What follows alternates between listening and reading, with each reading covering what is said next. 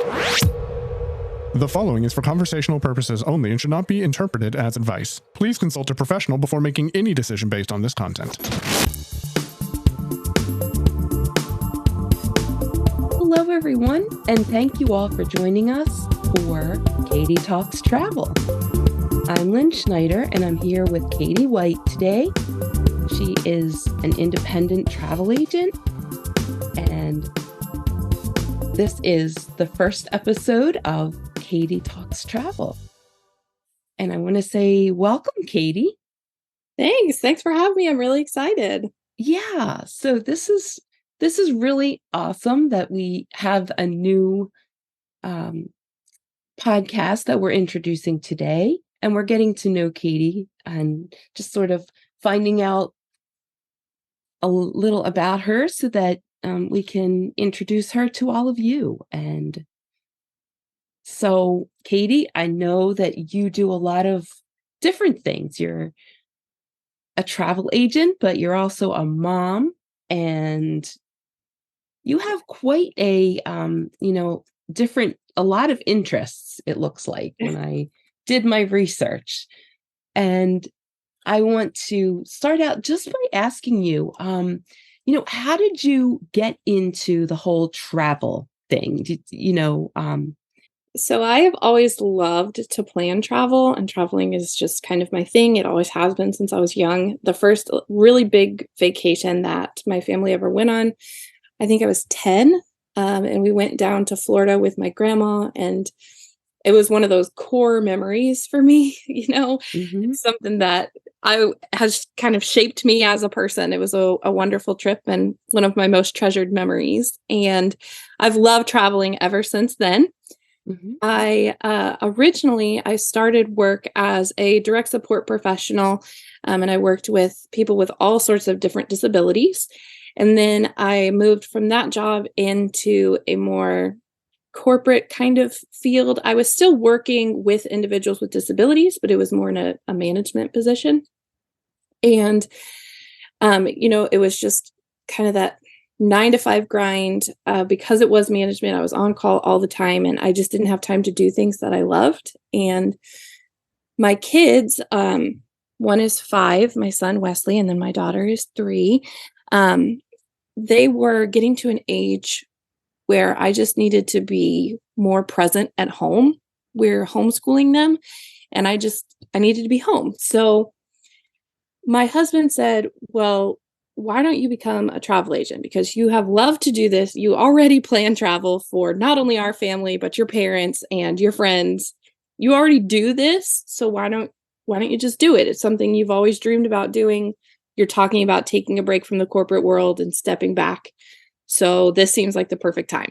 Why don't you do that? You could start your own business and be kind of in control of it and decide your schedule and be able to homeschool the kids. And so the timing it really worked out pretty perfectly.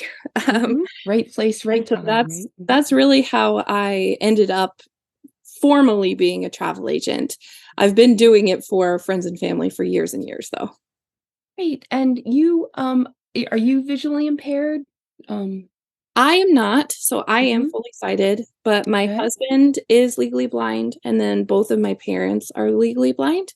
Okay. So I have a literal lifetime, a ton of experience in this field of like traveling with those with disabilities. Not only does my mom have very little vision, but she also uses a wheelchair when she travels because she has some balance issues. So she uses a wheelchair. So I've got experience in all different sorts of things. My friends always kind of tease me because I've always been the quote unquote mom figure. And I think it's just because I'm so used to helping out just all the time that even when I don't need to be helping out, I'm just helping out. Yeah. And what are the benefits of booking with an agent, versus booking online by yourself? Well, when you use an agent, it's actually free to you. Any good agent, I should say. There are some agents that charge planning fees and things like that, but I do not. Suppliers like Disney, cruise lines, Universal, hotels, they all build the cost of an agent into their pricing. So when you're booking on your own and you're booking direct with them, then you are paying for a service essentially that you're not receiving. And those big corporations are able to pocket that extra that they have built into the pricing for an agent as an additional line of income. So when you book with an agent, you are supporting a small business at no cost to you, but also you get access to your agent. That's really the perk of using an agent. So travel agents are highly trained. I've been through hours and hours of training on the different areas that I specialize in, and I'm able to help you by sharing my knowledge and sharing my experience. I've got a lot of boots on the ground experience in the things I specialize in as well. And there's really nothing that beats that firsthand experience and me being able to say to you as someone who has done X, Y, and Z, like, yes, absolutely, this is what you need to do. Here's the best way to do it. And that's just information you can't get if you book direct with the supplier. They're not going to give you all of those ins and outs and extra things that are helpful to know that you would not know if you didn't have an agent with you. Additionally, one of my areas of specialty is accessible travel, just because I have so much experience in that area already. And I have a lot of firsthand, hands-on experience with that. So I feel uniquely qualified in that area. So one of my areas of specialty is accessible travel, and there are a lot of things that just are not accessible. So, for example, cruise line websites, not very accessible. Even after you've booked with them, you have to book your excursions and your drink packages and things like that if you want those things. And you can't do them with a screen reader. It does not work very well. And they try to make it accessible, but it's just always seems to have issues. So I'm able to help my clients with things like that, where we'll get on a phone call and I'll read through all the shore excursions for your cruise, and I'll read the descriptions, and whichever one you'd like to get, I'll add it to your cart so we can get it checked out and get you booked. I do accessible deck plans. I have a multi-page tips and tricks document for places like Universal and Disney World, where it's a lot of information, and that is also fully accessible. And some of the agents that I have seen and worked with in the past, they make these they're very visually very appealing tips and tricks documents, but when they send them to their clients, yeah, they look really great, but then their clients, if they have visual disabilities at all, can't read them, because they are literal just pictures of the information and it doesn't read it out.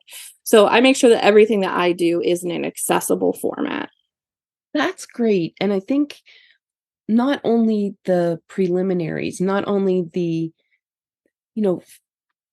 like you said, the accessibility of the websites themselves, but also the travel experience. I know I'm totally blind from birth, and so many of the vacation, or, like I've been to museums with sighted folks or whatever, where I just felt like I was doing nothing but walking around with them because I just couldn't really experience, there was just so much visual to the experience that there wasn't much else. And so how do you customize your travel packages, to suit the needs and the preferences of your clients? How do you make a vacation that would be interesting for a blind person, say?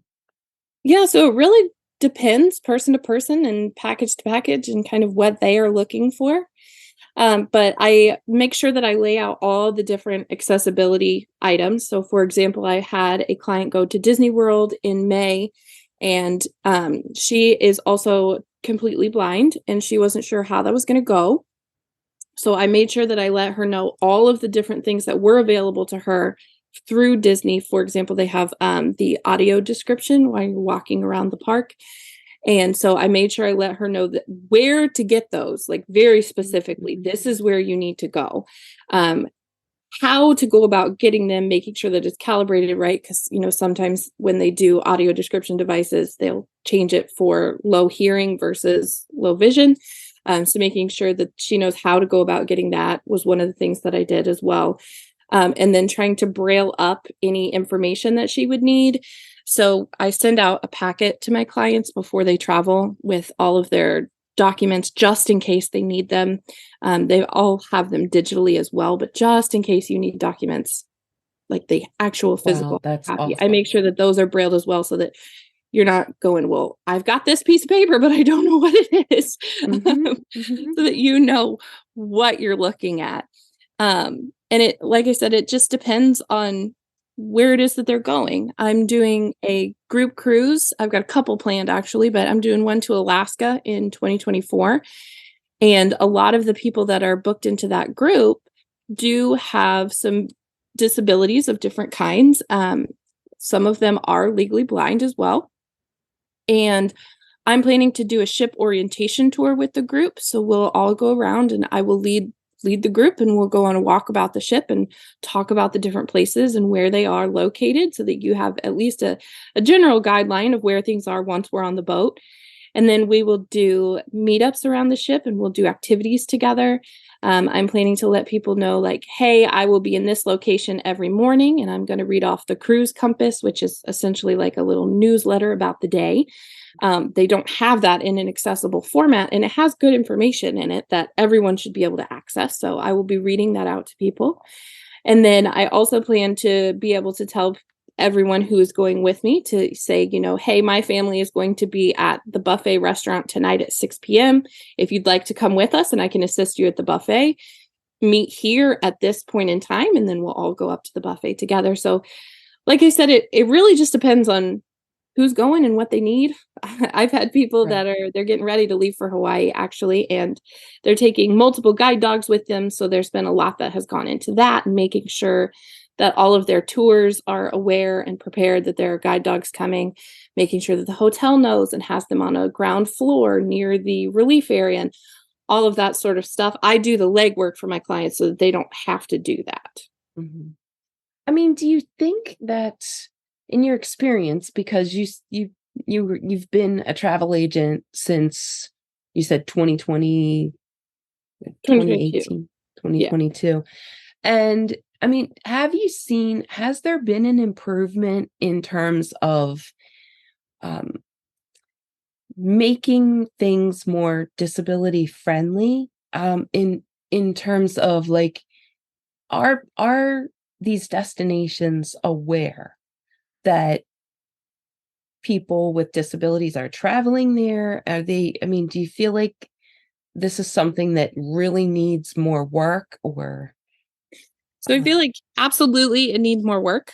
100% it needs more work, but it's getting better, and they are open to feedback. And these suppliers really are trying to make everything as inclusive as they can, and getting out and traveling as someone with a disability and showing them where their weak points are. That's the only way they're going to be able to learn, because they don't know that this doesn't work for someone in a wheelchair, or they don't know that this would be really hard for a child with autism. They may not realize that because that's not their reality, but it is other people's. And getting out and doing those things and giving them feedback on it, that is where the change can come in and what can help so much. And they really are receptive to hearing that feedback. I have not had a single supplier that I've given feedback on come back and say, well, tough luck. It's always, thank you so much for your feedback. Here's what we're going to try to do better in the future. So what are some of the most popular destinations and experiences that you offer, or recommend to your clients? Cruises, 100% is the thing that I book the most of, and is the most popular. And I think it's because they are so inclusive. They're really pretty budget friendly. I mean, you can find some cruises that are very, very budget friendly. So I think they're a really budget friendly way to travel. And then it's nice that it's all right there. And those ships are big. They're huge. They are really big, but at the same time, they're really not. When you think about going on a 7-day cruise on this big ship, by day 3 or so, you've learned the ship and you'll feel a lot better about maneuvering the ship and getting around and all the navigation. So I think cruises are really popular because they are so budget friendly, and they are very accessible. The second most popular destination is definitely Disney World. Everybody wants to go to Disney. Yeah. And I wonder too, like for somebody who, many of us in this audience of podcast listeners have visual impairment or blindness. And for people who have, say, are experiencing visual loss or are totally blind due to, a blindness condition that happens later on in life,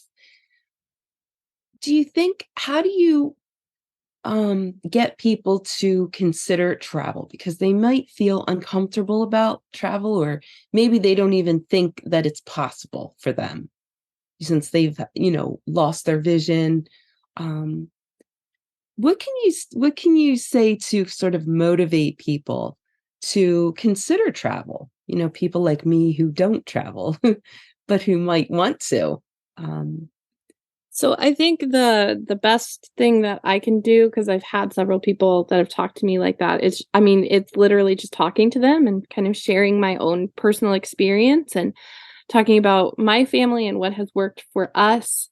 I think a really big hurdle, especially for those who are not currently traveling, is just that they're really kind of afraid of, like, well, if I go and I get lost, then what is going to happen? What if I get so lost that I cannot find my way back? Or what if I go and no one wants to help me? And it's just kind of getting out of that fear mindset and getting more into an adventure mindset. Like, if I were to get lost, because getting lost does happen. It happens. But if I were to get lost, that's just new opportunities to try maybe some of the local cuisine. Or, I had someone I was talking to on the phone like 2 days ago now, who is going to go with me to Alaska. And she had mentioned, well, what if I'm on the ship and I don't know where I am and I can't find my room? How am I going to know if someone's just a weirdo trying to follow me back to my room to help me versus a crew member? So being able to help kind of calm those nerves and just kind of talking them through, like, in this scenario, here's what you could do. And talking through those things, I think, helps a lot when someone is hesitant to travel. Right. So you handle the logistics so that the person can just have a vacation, have fun, relax, enjoy themselves. And, and maybe after an experience like that, it would change a person or help them to realize that there can be joy. You can still experience the world, even though you have had a visual loss. These things are still available and accessible to you. Absolutely. Absolutely. Yeah, because a lot of people might think, well, that's something that's out of the question for me now, since, I've lost my vision. So that's pretty awesome. And I know that COVID really, really created chaos in even the cruise industry, but travel in general. Yes. Now that we're sort of coming out of that and people are starting to travel again, the cruise lines are really starting to get it together and whatnot. But how do you handle, the issues that sometimes might arise during your clients' trips? What are the most common issues that arise, and how would you handle them? So it really, I'm going to be totally honest with you and tell you, I have been extremely fortunate so far, and I haven't had too terribly many issues with my clients. I did learn early on, like, some things to do versus to not do, and ways that I can help safeguard and make sure that there's not issues with a trip. But I would say, probably the main issue that people have is with honestly the technology side of things. Mhm. So I mean, anybody, just anybody having trouble with it. Sure. For example, I had a fully sighted client have so much trouble with their My Disney Experience app. They're going to Disney this fall, and they had so much trouble with it that they ended up just sending me the login information and being like, I cannot do this. I can't do it. I don't know what's wrong with it. I Mhm. cannot do it. And I went and logged into their account, and it was crazy. I was like, I work with this all the time, and Right. I can't do this. Like, this is nuts. So I have to kind of use those extra avenues that I have as a travel agent to solve those things for them. This client that I was talking about with My Disney Experience, they had talked to Disney IT and they were still not able to fix it. So what I did was I called what's called the Disney Diamond Line, because my agency is top level with Disney. We're one of the top in the country with them. And so I have access to a special line and special people that are able to help. So I gave them a call and they were able to get it all sorted out and fixed. So I think technology would definitely be the biggest issue. And I just, I kind of just have to troubleshoot as those things happen and see where can I fix X, Y, and Z. I think one of the other biggest issues that I've had really doesn't even have to do with me exactly, but kind of the payment process, I should say. So one of the issues that I had, especially when I first started, was when I was using these suppliers that travel agents are supposed to use, they were not sending the payment along to the provider of the services. And that was definitely a big problem. And so I've figured out how to prevent that from happening and making sure that everything is double and triple checked, so that does not happen anymore. Lucky for me, when that was like the biggest issue I've ever had. And lucky for me, when that happened, it was one of my really good friends. And she was like, it's no problem. I know that you did not do this on purpose or anything.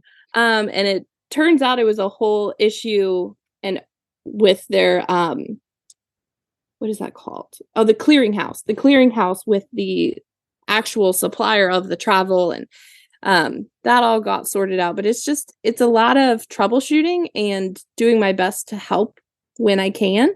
I've had some people with delayed flights, but there's not really much anybody can do about that. Right. I cannot call up Southwest Airlines and say, hey, you have to undelay this flight. Yeah. So kind of just helping calm people's nerves in those situations, especially if they have a connection and them kind of freaking out about, am I going to make my next connection? And I can monitor their flight while they're in the air and kind of be giving them a heads up when they get off the plane, like, hey, your flight or your connecting flight to XYZ changed gates while you were in the air. And now it's in gate 4 versus 39. So Yeah. those kinds of things I can help with as well. But they don't happen too terribly often, thankfully. Yeah, that's the airline part of it is really probably, wouldn't you say, where things could go wrong and you sort of you Yeah. don't have a whole lot of control of that? I mean, I don't have any control over that. yeah. None at all. But Yeah. yeah, that's why I always recommend to all of my clients, you need to fly in. You got to give yourself time. Especially, like I said, most of my business comes from cruises. So especially my cruise clients, I tell them they need to fly in the day before the cruise, because you never know what could happen. And that cruise ship is not going to wait for you. So flying in the day before a cruise is always the way to go. And how would you address an issue where people say, I just don't have the money. I would like to travel, but it's just way too expensive. Yeah, I Can hear you? that quite a bit, actually. Mhm. Book early. That's what I tell people. Like, if you want to travel and it's going to take you a couple years to save up the money to be able to do it, book a couple years out. Most places open booking pretty darn far in advance, and the earlier you book, the better your deals are going to be, and the Mhm. better your pricing is going to be. And then it gives you time to make payments and pay down that large bill. It really does make a huge difference in pricing when you book early versus closer to. And that's a really common misconception, I think, in the travel industry is people think, oh, well, they're going to want to sell out this hotel or this resort. So prices are going to really drop right before travel because they're just going to want to fill the rooms. And that is not how it works at all. It actually kind of works in the opposite way. Like, oh, people are really going to want to come in for this. If they're going to book and stay with us and they are going to do it 3 days from now, then they must really want to stay. So we're going to jack the prices up. So it actually works in completely the opposite way that people think that it does. So booking early is always what I tell people who are trying to plan on a budget. There's also a bunch of different ways that you can do that. Like there are ways that you can kind of cut corners and trim down on the cost. I am by no means made of money, and I have to travel frequently for my job. It's just, I have to have that boots on the ground experience. I have to get out and do these things. So for my own personal family, like we try to find ways that we can trim down as well. So making sure that we take a gallon water bottle with us when we go to Disney, because I am not spending money on drinks for my kids every 15 minutes. Like that's just not happening. So we take that along. We take our food along with us so we can put it in the mini fridge so that, at least one meal a day, we're not paying to eat, paying $12, $15 a person to eat that meal. We're able to eat it in our hotel room. So there are ways that you can work around that and try to work with a budget. Places like Sam's Club, if you have a membership to there, they a lot of times have discounted gift cards. So I believe it was in February because we jumped on the deal.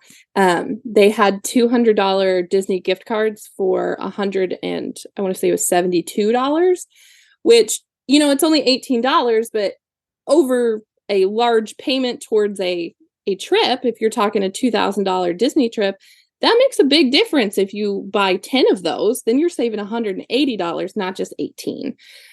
So over the course of time of making those payments, those small savings here and there really do add up and make a difference. Yeah. And also, I know that you are you consider yourself an independent travel agent. Correct.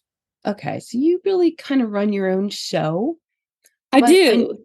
I know that you do partner with different organizations or companies. So I am with Magical Moments Vacations. I'm under a contract with them. So I am with them until March 2024, and then I'll decide whether I want to re-up my contract or I can move to a different agency if I wanted. But what they are called is a host agency. So they host independent travel agents.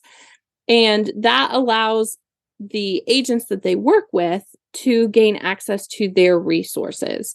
And they have different trainings. They're already set up with the suppliers and established with them. Like I mentioned, my agency is top level with Disney.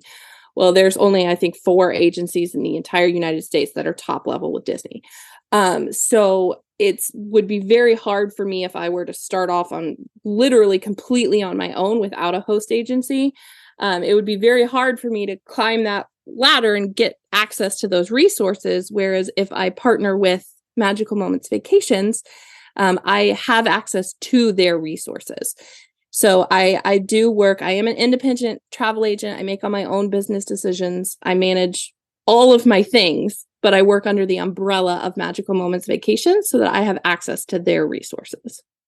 And I know that you are also a mom and a wife. So Yep. How do you balance your work and personal life? Especially when you have a family of your own and, how do you relax? How do you de-stress? De-stress? What is that? It depends on the day. Very precariously do I balance it. Most of the time I just be really careful not to overdo myself. So I don't have to take any clients that I don't want to take. Like I said, I make all my own business decisions. So I make sure that I'm keeping a comfortable amount of workload for my travel agent work versus all the other things that I have going on in my life. When I do have time to relax and de-stress, I like to puzzle. I'm really, really into puzzles and podcasts. I am always looking for new podcast recommendations. I go through podcasts like nobody's business. And I also am a huge Harry Potter nerd. Like, Oh, yes. I noticed that in my research. Wow. That's pretty cool. Yeah. And so, I mean, talking about vacations, what are the different types of vacations? You talked about cruises. Um, and I guess how does someone pick the type of vacation that would fit them best? well, it really is based on their interests and what they like to do and what they're interested in. I would say that for me personally, now every agent might consider things differently, but for me personally, there's three main types of travel. I would say that there's domestic, so staying within the United States, the continental United States, sea travel, which would be cruises, and then international, which is anything outside of the continental United States. Those would be the three main categories that I personally think of travel and kind of see it as. Like I said, other people may see it differently, or they could have totally different categories, but that's kind of where I see it. And then how people decide, I help with that for quite a few of my clients when they have an idea and they're like, hey, we really want to go on a trip, but we don't know where to. So I help kind of talk them through that decision-making process of, okay, so you want to go on a trip. What is it that you want to do? Do you want to spend your time in museums? Or do you want to spend your time outside? Do you want to just relax? Is a swimmable beach important? Like, what are the things that they're looking to get out of the trip? And kind of talking about that, they're usually able to really, really narrow down their search. And sometimes they knew where they wanted to go and they just didn't know that they knew where they wanted to go.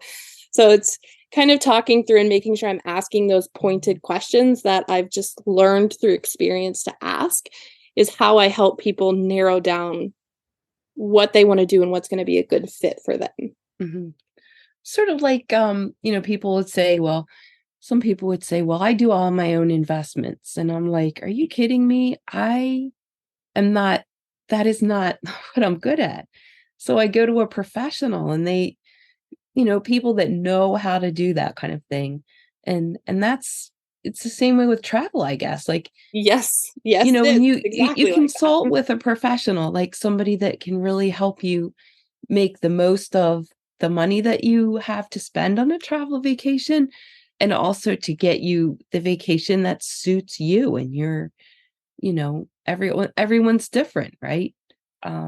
Yes, and everybody wants a different atmosphere and a different vibe. And, if you stay at this resort in Mexico, it's going to be completely different than if you stay at a resort three addresses down. Like, it's going to be a totally different environment, different vibe.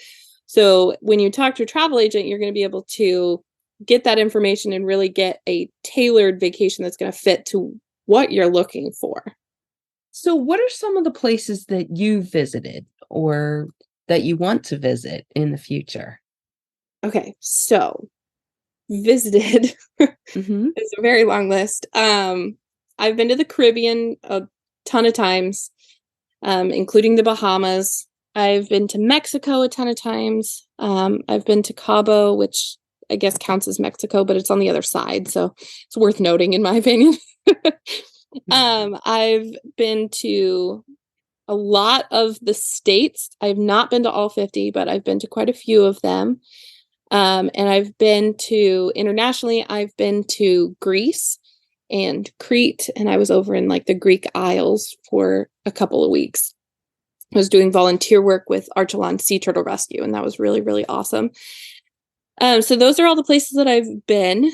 And then I really want to go to Alaska and Hawaii. Those are my two bucket lists. And I'm going to Alaska in 2024 and Hawaii in 2026. So I'm really excited about those.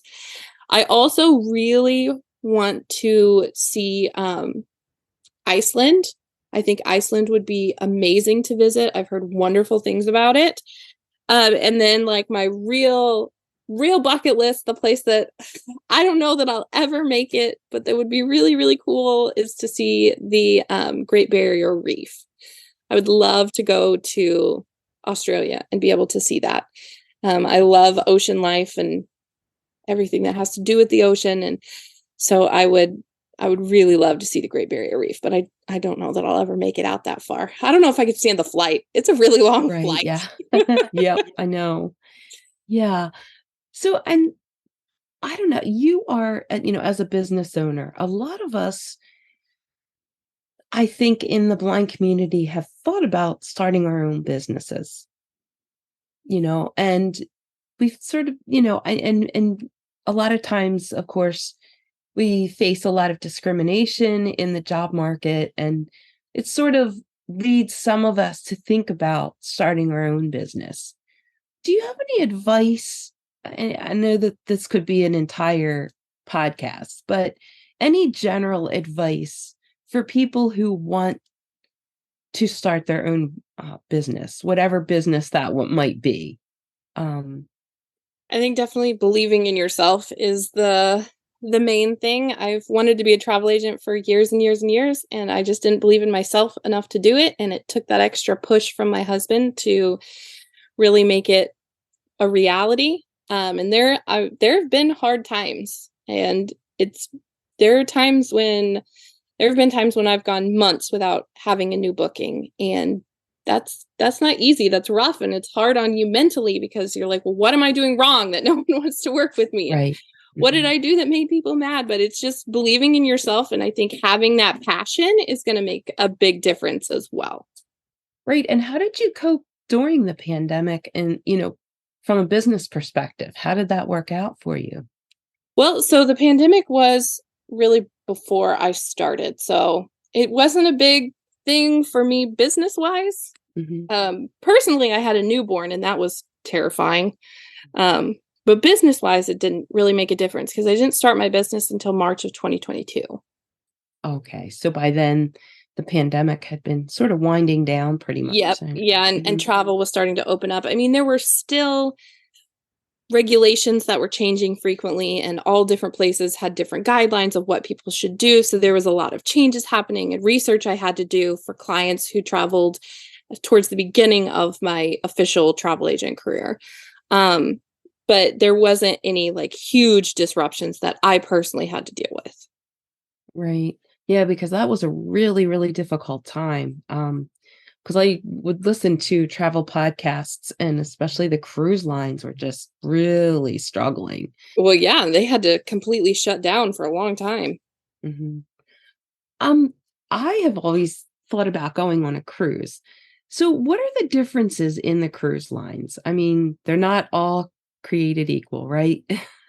They are not. Carnival. This could be a whole podcast episode. Yeah, we'll do that. We will definitely do that. Yeah, no, they are not all created equal, and it really depends on what you want to get out of your vacation. Again, that's where those pointed questions come in, so I can figure out what line is going to be best for what person.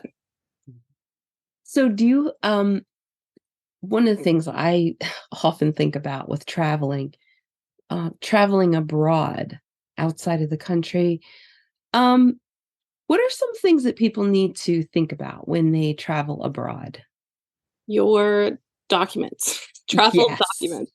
And that's part of like the terms and conditions of working with me as an agent, is that I can tell you what documents you need and how to go about getting them until I am blue in the face. I can hand you all the tools that you need to make this happen. But if you don't do it, there's nothing I can do about that. So I think people just don't really know what's required of them to go to different places, or what documents they're going to need to get back into the United States. So the documents is 100% the most important thing. And, thinking about the extra things. So do you need to declare that you're bringing a guide dog in? And what paperwork do you need for that? Because different countries require different things. Do you need to fill out a form beforehand, or are you supposed to fill that out when you go through customs? Those sorts of things, like I can share that information, but again, like getting those documents is totally on the people that are traveling. Right. 100% though, documents is absolutely the most important thing. Mm-hmm. And I know they say that what is it, the State Department or whoever deals with that right now is super behind in processing that stuff. And yeah, it's like passport renewals right now. The timeline for renewals is 6 months. So getting your documents early, again, that goes along with booking the trip early. The earlier you book it, the better your pricing is going to be, and you have more time to get your documents together. So Katie, I just want to say this has been just awesome and very interesting. One more question I wanted to ask you. How do you keep up with the changes in the travel industry? I mean, you know. So yeah, that's a really great question. A lot of different ways. I would say the main way is I'm subscribed to a lot of newsletters, travel newsletters, especially for the areas that I specialize in. So I receive those on a daily basis, sometimes multiple times a day, and I do read through them and make sure that I'm noting these changes. Another way is by doing it and experiencing it myself, having that hands-on first-hand experience. So that's one of the reasons that I have to travel frequently is I have to know what changes have been made and kind of how they look now that they are made. And then I say the last way is probably social media, because you get to hear people's experiences, and, you know, like chatting with my clients or texting with them and finding out, you know, what did you like about this trip? What was it that you didn't think was great? What could we improve on in the future? And, you know, you can get that kind of feedback through social media from other people who have experienced that location as well. Great. Well, this has really been awesome. And I really thank you so much for your time. And this is, of course, the first of our podcasts where we're going to be talking with Katie about all sorts of different travel issues. And if you would like to send in a question right now, just go ahead and send it to feedback@unmute.show. And we'll, you know, use your feedback as well to figure out what our next subjects will be. And I know that travel is an awesome subject, and it's awesome that you're here and that you're welcome to the network. Well, thank you. I'm excited to be here and I appreciate the opportunity.